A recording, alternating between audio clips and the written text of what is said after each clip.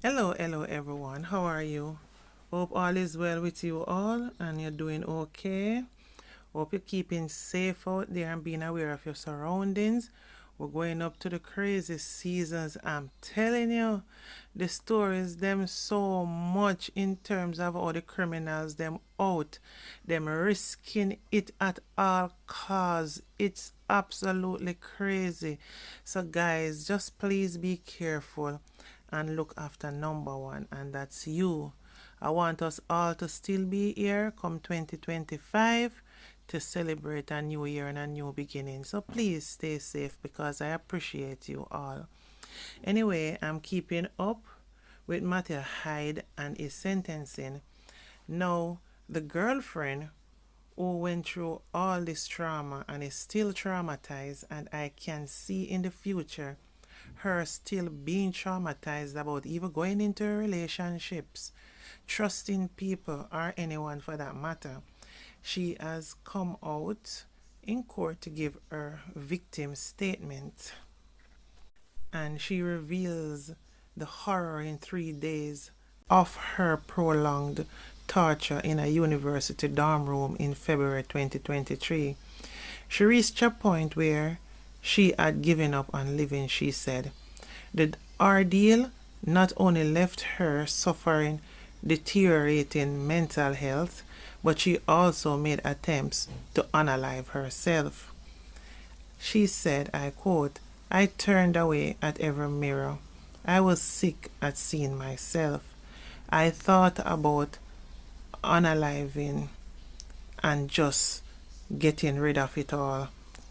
She expressed she has received burns to her face, bottom, and breasts from a clothing iron. Can you just imagine that thing being really hot to take out seams and crushes out of clothing on your skin? It's unimaginable, that pain. The young woman was forced to endure beatings and burns to 4 different parts of her body after Hyde held her captive for 3 days at George Allen Hall at the University of West Indies after accusing her of cheating. The complainant, who is still visibly traumatized and distressed, recalled her suffering as a result of the ordeal in parts of her victim impact statement read out in the Home Circuit Court during Hyde's part-heard sentencing hearing. Upon my rescue, I was completely and utterly stressed. All I could do was cry.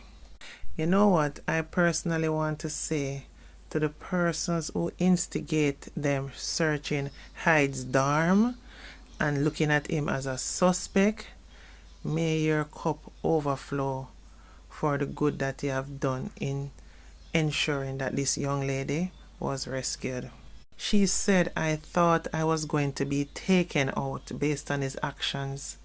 I gave up on trying to survive at one point because I thought he was never going to stop, she said. For several days, the complainant screamed uncontrollably for many hours at her house, where she also spent hours staring blankly at her walls. I struggled to even have a bath and feed myself. I was in excruciating pain, she said. I was unable to sleep, eat, or breathe without being in constant pain. The complainant, who shared that she struggled to pay for medication and treatments, also noted that she felt embarrassed and humiliated. I don't know how her parents handle this because me being a mother, I'm telling you, say, oh my gosh, if ever I was to ever have the experience of having a daughter that gone through this, I'm telling you honestly, court is ain't where we're going. But then again, the situation is when they rescued her, he would have been arrested same time and he has been in lockup. So then that is another thing again. But I would want justice and want every penny I can get for now medical and mental health, and for future medical mental health. It's no joke thing. No $2 million ain't going to cut that. She also added that her mental health had declined.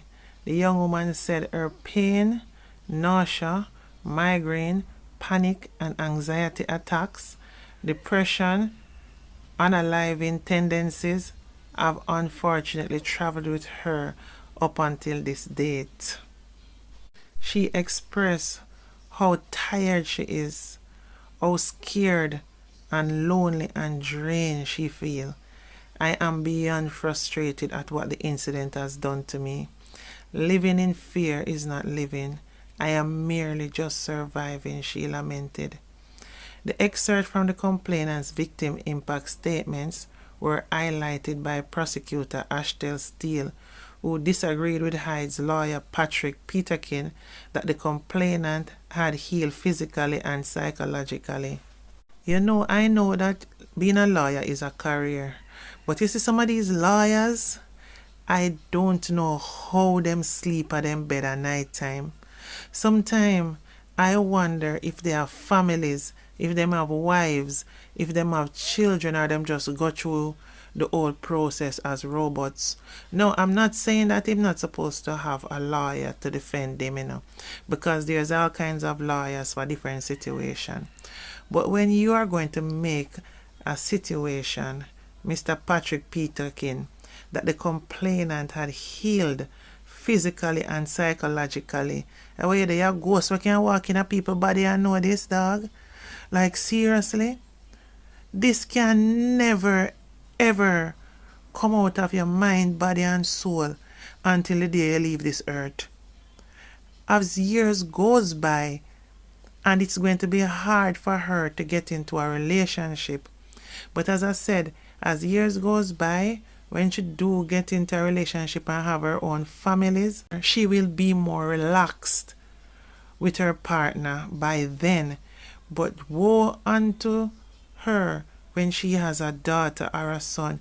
She's going to be so overly protected, because remember that most of us who have never gone through that level of trauma, right now, based on things that we have gone through in our lives, we are so overly protective of our children right now.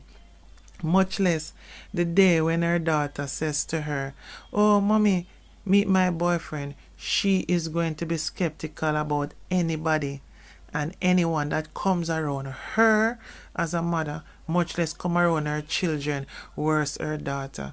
You can't say that she have healed physically and psychologically. That is so unfair.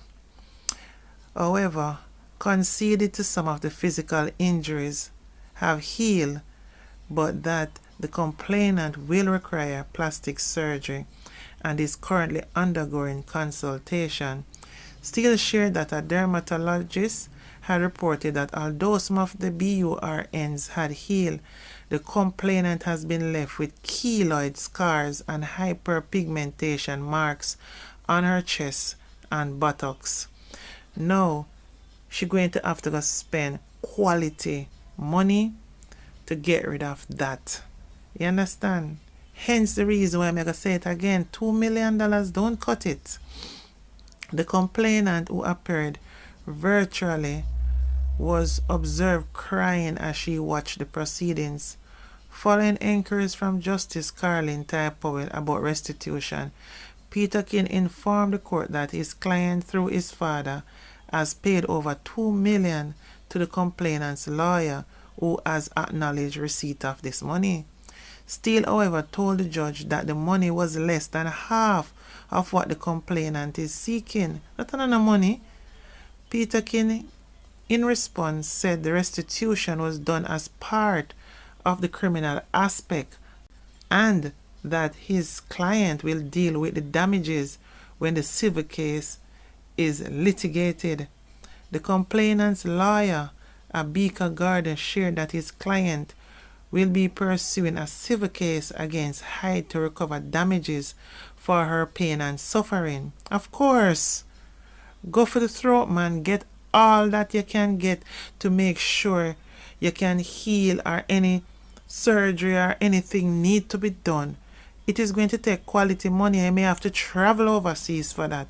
$2 million could incorporate all of those things and get them done. Meanwhile, in her response yesterday, Steele argued that the case at bar was distinguishable from the case cited by Peter King last month during his mitigation plea. She urged the judge to consider that one of the main distinguishable features between those cases and the current one was that this was premeditated. Steele said Hyde could have stopped after the first BURN, but he did not, because remember, he BURN her 4 times. She said it was clear that his action was premeditated based on the factor that when he allowed the complainant to take a cold shower after the first BURN, he told her that she should be thanking him, and after he was finished BURNING her, he remarked, "Let me appraise my artwork." She said the areas where he chose to inflict the BURNs, such as the complainant's FACE, BREAST, and buttocks, which is the core of her sexuality and femininity, also showed that this was premeditated, given the alleged reason for his attack, as he thinks she was cheating on him. Steele further highlighted a psychiatric report in which the doctor stated that Hyde did not suffer from any mental abnormalities. I don't believe that either is just evil when he committed the brutal act, and that he admitted that he wanted to hurt the complainant because she hurt him. His own words, that's what he said. This is not an everyday causing grievously bodily harm, and this shows how aggravating it is, Steele argued, noting that this case in particular was irregular, and unlike other cases, had left the complainant with serious physical and psychological injuries and financial harm. She asked the judge to find that the aggravating factors which she listed as the complainant's age, location of the injuries, psychological impact, permanency of her injuries, torture, pain, and premeditation had outweighed the mitigating factors listed by Peter King. Those included Hyde's age, his remorse that he was gainfully employed and was a student, and also that he suffered childhood trauma and had mental and psychological problems. That don't make no sense, because he was fully functional as according to what the report from a psychologist had said.